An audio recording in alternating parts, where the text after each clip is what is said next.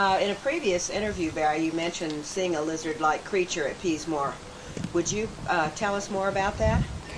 Yeah, on one occasion, it was just a single occasion, I was in the main corridor at the base, and coming out of the room, along the main corridor was this very large creature, very tall, well over 6 foot,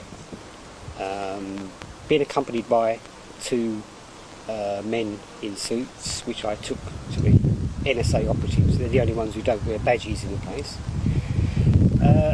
I just stopped in my tracks, very, very shaken. I mean, it's a very powerful looking being, very difficult to describe, just very, very tall, very well built, very strong, well over, as I say, well over 6 foot. It must have towered at least a foot over my head.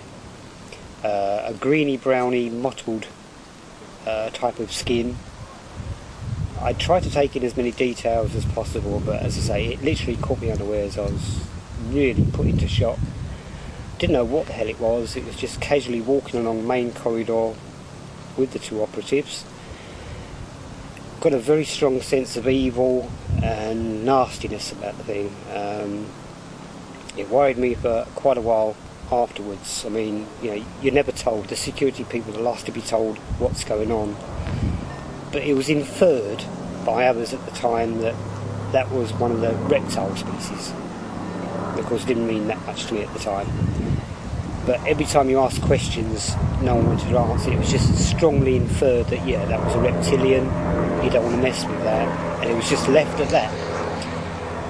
But over the years, it just seems more and more plausible to me that that also was another creation from the base. It just,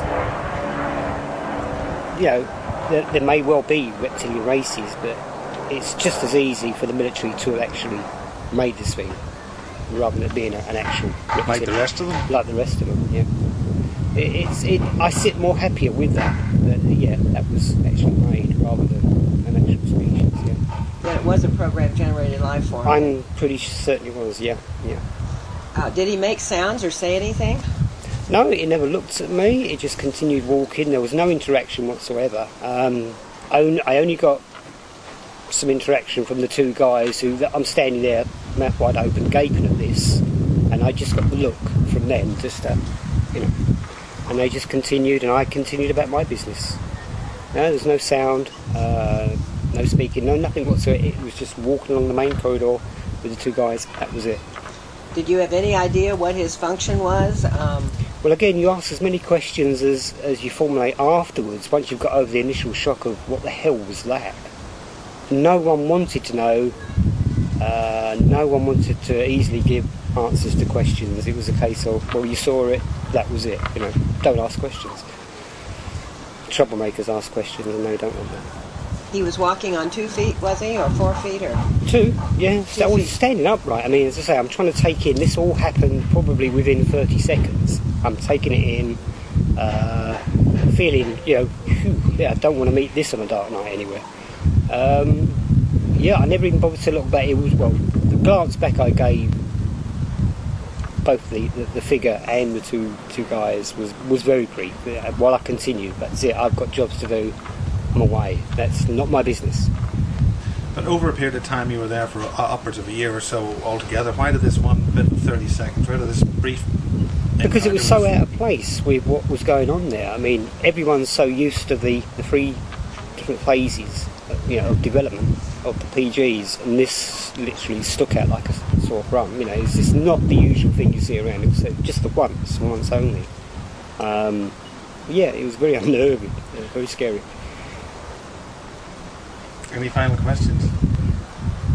You didn't see an insignia or anything on his clothing? I mean, he was dressed in something, presumably. If it was, again, I never noticed. I didn't discern, you know, oh, that was skin and that was clothing.